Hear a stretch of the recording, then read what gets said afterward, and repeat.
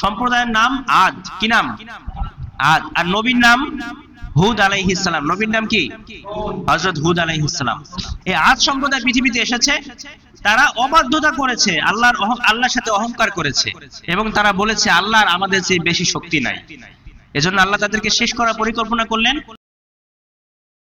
রব্বুল আলামিন বলেন, ফাআম্মা আদুম ফাস্তাকবারু ফিল আরদ ওয়া ক্বালু মান আশাদ্দু মিন্না কুওয়া। ফাআম্মা আদুম ফাস্তাকবারু ফিল আরদ, আল্লাহ বলেন এবং আদ সম্প্রদায় তারা আল্লাহর সাথে অধ্যত্বপূর্ণ আচরণ প্রদর্শন করলো।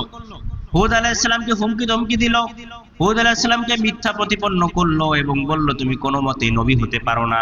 ওয়া ক্বালু মান আশাদ্দু মিন্না কুওয়া, আমাদের থেকে শক্তি আর কাদের বেশি আছে? হুদ, আমরা যে এই সম্প্রদায়, এই আদ সম্প্রদায়, আমাদের চেয়ে শক্তি আর কোন সম্প্রদায়ের বেশি আছে, বা এমন কি আছে যে আমাদের চেয়ে বেশি শক্তি রাখে? হুদ আলাইহিস সালাম বললেন, যিনি আসমান জমিন সৃষ্টি করেছেন, যিনি তোমাদেরকে সৃষ্টি করেছেন, অবশ্যই অবশ্যই তিনি সবার চেয়ে বেশি শক্তিশালী। ঠিক কিনা? ইন্নাল্লাহা আলা কুল্লি শাইইন কাদির, নিশ্চয়ই আল্লাহ সব জিনিসের উপরে শক্তিশালী। অবশ্যই অবশ্যই আল্লাহ তোমাদেরকে শেষ করে দিতে পারেন, আবার চাইলে আল্লাহ তোমাদের শক্তির মধ্যে আরো বরকত দিতে পারেন। তখন তারা বলল, না, এরকম কেউ ক্ষমতাবান আছে বলে তো আমাদের মনে হয় না। তোমাদের আল্লাহ কি পারে?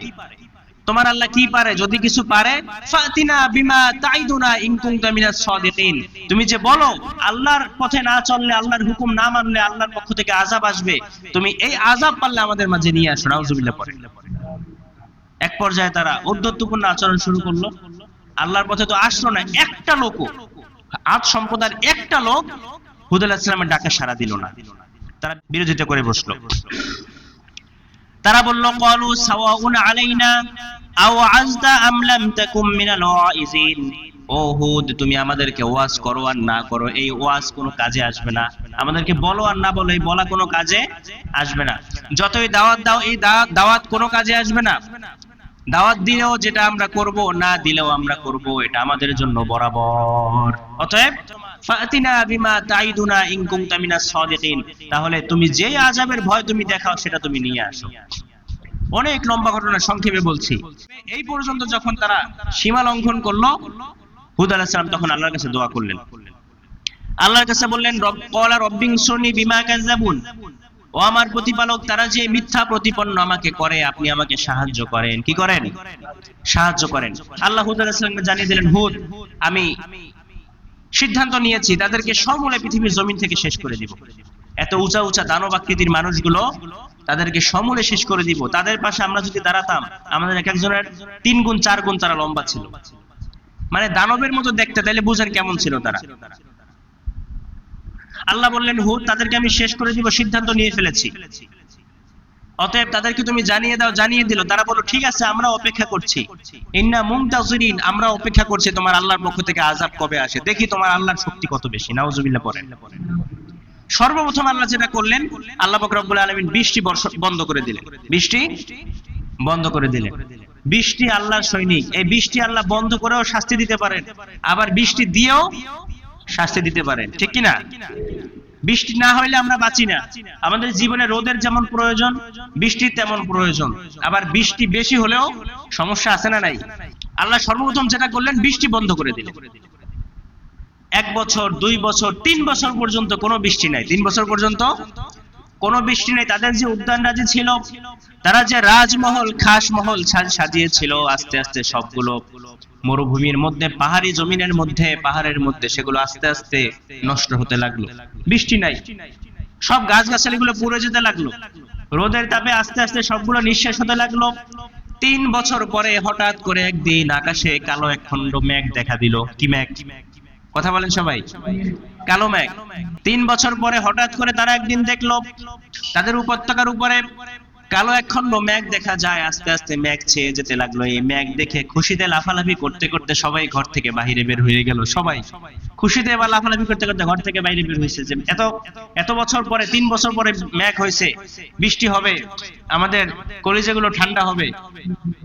হুদ আলাইহিস সালাম বললেন যে সাবধান, এটা কিন্তু বৃষ্টির মেঘ না, এই মেঘ কিন্তু আল্লাহর পক্ষ থেকে আযাব দেওয়ার জন্য তোমাদের উপরে নাযিল হচ্ছে। তখনও তারা এই কথাকে উড়িয়ে দিল। তারা হুদ আলাইহিস সালামের কথায় সামান্য পরিমাণ কর্ণপাত করলো না।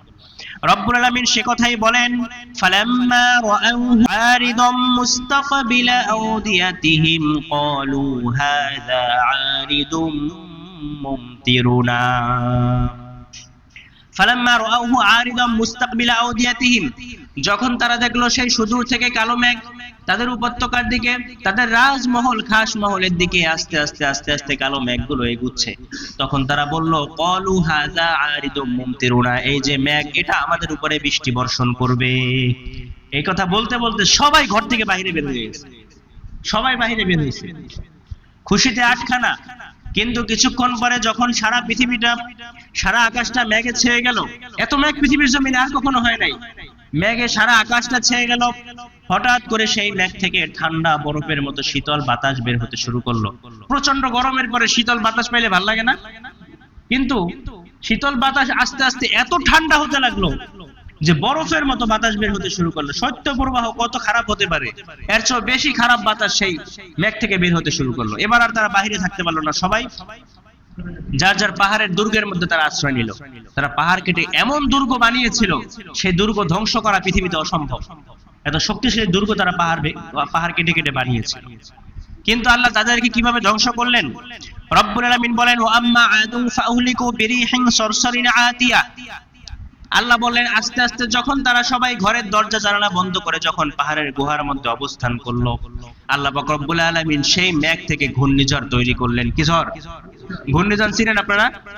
হ্যাঁ, ঘূর্ণিঝড় আমাদের দেশে কত কিলোমিটার বেগে হয় বলেন তো? হ্যাঁ, কত? 70, 80, 100, মাত্র 70, 80, বেশি হইলে 200 যদি হয় তাহলে তো আর কিছুই খুঁজে পাওয়া যাবে না, সবকিছু লন্ডভন্ড হয়ে যাবে, ঠিক কি না? মাত্র 200 কিলোমিটার বেগে ঘূর্ণিঝড় হলে। আল্লাহ পাক রব্বুল আলামিন বলেন, আম্মা আদুন ফাউহলিকু বিরিহিন সরসরিন আতিয়া। আল্লাহ বলেন, আমি আদ সম্প্রদায়কে ধ্বংস করে দিয়েছি প্রচন্ড ঝঞ্ঝা বায়ু দিয়ে, প্রচন্ড ঘূর্ণিঝড় দিয়ে তাদেরকে ধ্বংস করে দিয়েছি। ঘূর্ণিঝড় হলো ঘোরে, এরকম ঘুরে ঘুরে বাতাস হয়, কিন্তু তাদের প্রতি আল্লাহ যে বাতাসটা দিয়েছিলেন সেটা ছিল একটানা বাতাস। দেখবেন ঘূর্ণিঝড় যখন শুরু হওয়ার সময় টিভিতে আপনারা দেখেছেন কি বা ইউটিউবে সার্চ করলে আপনারা দেখবেন, সমুদ্রের পাশ থেকে যখন ঝড়টা উঠে আসে, গাছগুলো যে থাকে একদিকে, বাতাসটা একদিকে প্রবাহিত হয় এবং একদিকে এক নাগারে বাতাস হতে থাকে। দেখছেন আপনারা এরকম কখনো? এক নাগারে একদিকে বাতাস হতে পারে।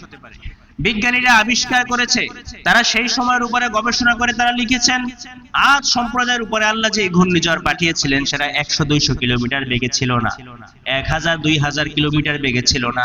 আল্লাহ পাক রব্বুল আলামিন সেদিন আদ সম্প্রদায়ের উপরে 6000 কিলোমিটার বেগে ঘূর্ণিঝড় পাঠিয়েছিলেন। কত কিলোমিটার বেগে? 6000 কিলোমিটার বেগে আল্লাহ ঘূর্ণিঝড় পাঠিয়েছিলেন। 6000। এবার আমাদের সাথে একটু মিলান যে আল্লাহ কি পারেন না। বাতাস আল্লাহর সৈনিক, আর রিহ জুনদুম মিন জুনুদিল্লাহ, বাতাস আল্লাহর সৈনিক, পানি আল্লাহর সৈনিক, এই পৃথিবীর সবকিছু আল্লাহর সৈনিক, ঠিক কিনা বলেন? আল্লাহ বলেন, প্রচন্ড ঝঞ্ঝাবায়ু আমি দিলাম তাদের উপরে। সাখরাহা আলাইহিম সাবআ লায়ালিন ওয়া সামানিয়াতা আইয়াম হুসুমান ফাতারাল কওমা ফিহা সরআ কাআন্নাহুম আ'জাযু নাখলিন খাওয়িয়া। আল্লাহ বলেন, সাখরাহা আলাইহিম সাবআ লায়ালিন ওয়া সামানিয়াতা আইয়াম। আমাদের দেশে ঘূর্ণিঝড় হয় 5 মিনিট, 10 মিনিট, 1 ঘন্টা, 2 ঘন্টা, ঠিক কি না? কিন্তু আজ সম্প্রদায়ের উপরে আল্লাহ যে ঘূর্ণিঝড় দিয়েছিলেন, আল্লাহ বলেন, সাখরাহা আলাইহিম সাবআ লায়ালিন ওয়া সামানিয়াতা আইয়াম। একাধারে 7 রাত 8 দিন, 7 রাত 8 দিন টানা এই কয়দিন পর্যন্ত আল্লাহ 6000 কিলোমিটার বেগে ঘূর্ণিঝড় দিয়েছিলেন। সুবহানাল্লাহ পড়েন। 7 রাত 8 দিন এক নাগারে 6000 কিলোমিটার বেগে। যত বড় পাহাড় হোক, এরকম যদি ঘূর্ণিঝড় হয় তাহলে সেগুলোর অস্তিত্ব আর পাওয়া যাবে? আল্লাহ পাক রব্বুল আলামিন বলেন, আমি এত প্রচন্ড ঘূর্ণিঝড়, এত প্রচন্ড ঝঞ্ঝা বায়ু তাদের উপরে আমি দিয়েছিলাম, এর পরিণত হয়েছিল হুসুমান, ধারাবাহিকভাবে দিয়েছিলাম। ফাতারাল কওমা ফিহা সরআ, এবং আমি তাদেরকে পুরোপুরি নিশ্চিহ্ন করে দিয়েছিলাম। কান্নাহুম আ'জাযু নাখলিন খাওয়িয়া। এই নবী, খেজুর গাছ কাটলে, খেজুর গাছের আগা মাথা কাটলে দেখবেন খেজুর গাছগুলো কিভাবে জমিনে পড়ে থাকে। কলা গাছ যদি এক কোপ দিয়ে কাটেন, কলা গাছ কিভাবে জমিনে পড়ে থাকে দেখছেন আপনারা? আল্লাহ বলেন, দানব আকৃতির এক একটা মানুষ এই 7 রাত 8 দিন টানা ঘূর্ণিঝড়ের পরে, টানা বাতাসের পরে খেজুর গাছ যেভাবে জমিনের মধ্যে কাটলে পড়ে থাকে, এই দানব আকৃতির এক একটা মানুষ এভাবে চিৎপটাং হয়ে তারা জমিনের মধ্যে পড়েছিল। পড়েন আল্লাহু আকবার। একেবারে সমূলে আল্লাহ ধ্বংস করে দিয়েছে।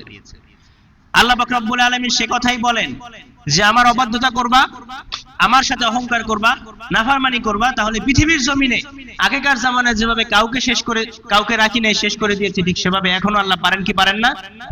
এখনো পারেন। বিশ্বাস করেন, বিশ্বনবীর দোয়ার বরকতে আমরা বেঁচে আছি। আমরা যে পরিমাণ পাপ করি, যে পরিমাণ পাপ আমরা করি, বিশ্বনবীর দোয়া যদি না থাকতো তাহলে আমরা কবে শেষ হয়ে যেতাম। আল্লাহ রাসূল দোয়া করেছিলেন, আল্লাহ আগেকার জামানায় যেভাবে আপনি এক একটা জাতিকে সমূলে ধ্বংস করে দিয়েছিলেন, সেভাবে করে আমার উম্মতদেরকে আপনি কখনো এভাবে ধ্বংস করবেন না। আল্লাহ বলেন, ঠিক আছে নবী, দোয়া কবুল করলাম, তবে একটা কথা, কিন্তু মাঝে মাঝে আমি তাদেরকে পরীক্ষা করব, তাদেরকে সতর্ক করব, একটু ঘূর্ণিঝড় দিব, একটু সুনামি দিব, একটু জলোচ্ছ্বাস দিব, একটু বন্যা দিব, একটু খরা দিব, একটু বেশি বৃষ্টি দিব, দিয়ে মাঝে মাঝে আমি তাদেরকে সতর্ক করব যেন তারা আমার পথে ফিরে আসে। তাহলে এই যে ঘূর্ণিঝড় হয়, এই যে বন্যা হয়, এগুলো সব কি আমাদের জন্য সতর্কবার্তা, আমাদের জন্য সতর্কবার্তা যেন আমরা আল্লাহর দিকে ফিরে আসি। ফিরে না আসলে একসাথে সমূলে ধ্বংস হব না, কিন্তু আল্লাহ যখন ধরেন তখন আর ছাড়েন না। আদ সম্প্রদায়কে আল্লাহ কেন শেষ করেছিলেন? আসুন আমরা ঘটনা থেকে শিক্ষা নেই। এক নাম্বার হচ্ছে তারা আল্লাহর নাশকরি করেছিল। আল্লাহ যে তাদের শরীরে এত শক্তি দিয়েছিলেন আপনি কল্পনা করতে পারবেন না। আদ সম্প্রদায়ের এক একটা মানুষ পুরোপুরি সুস্থ ছিল, কখনো তারা অসুস্থ হতো না। দানবাকৃতির ছিল, 18 ফিট কমপক্ষে লম্বা ছিল তারা। কয় ফিট? 18 ফিট। তাদের রাজমহল ছিল প্রত্যেকের, পাহাড় কেটে কেটে তারা রাজমহল বানিয়েছিল, তাদের উদ্যানরাজি ছিল, ফুলের বাগান ছিল, এমন কোন নাজ নেয়ামত নাই আল্লাহ তাদেরকে দেন নাই। কিন্তু এত কিছু পেয়েও তারা শুকরিয়া আদায় করে নাই। আর শুকরিয়া যদি আদায় না করে কেউ, তাহলে সেই শুকরিয়া আল্লাহ সেই নিয়ামতকে কি করেন? নিয়ে যান। লা ইন শাকারতুম লাযীদান্নাকুম ওয়া লা ইন কাফারতুম ইন্না আযাবি লাশাদীদ। নিয়ামতের শুকরিয়া আদায় করবে, আল্লাহ নিয়ামত আরো বাড়িয়ে দিবেন, না করলে ছিনিয়ে নেবেন। 2 নাম্বার, তারা অহংকার করেছিল, ফাস্তাকবারু ফিল আরদ। আল্লাহ বলেন আদ সম্প্রদায় জমিনের মধ্যে অহংকার করেছিল এবং বলেছিল আমাদের চেয়ে শক্তিশালী পৃথিবীর জমিনে আর কে হতে পারে, কে আমাদের চেয়ে বেশি শক্তিশালী হতে পারে। আল্লাহ শক্তির নমুনা দেখাইছেন, এমন নমুনা দেখাইছেন কিয়ামত পর্যন্ত এমন ঘূর্ণিঝড় আর হবে কিনা আমি জানি না। হওয়ার কোনো চান্স মনে হয় না আছে। 6000 কিলোমিটার বেগে এই প্রথম, এই শেষ। পৃথিবীর মানুষ স্মরণ রাখবে আজীবন যে আল্লাহ কি পারেন, একটা ঘূর্ণিঝড় দিয়ে আল্লাহ কিভাবে একটা জাতিকে ধ্বংস করে দিতে পারেন।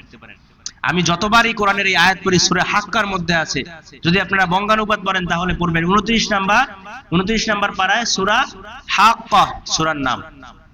এই সূরার মধ্যে আল্লাহ বলেন, যতবার আয়াতটা পড়ি, সাবা লায়ালিন ওয়া সামানিয়াতা আইয়াম, যে 7 রাত 8 দিন হুসুমান মানে হলো ধারাবাহিকভাবে একটানা বাতাস হইছে, এক মুহূর্তের জন্য বাতাস বন্ধ হয় নাই।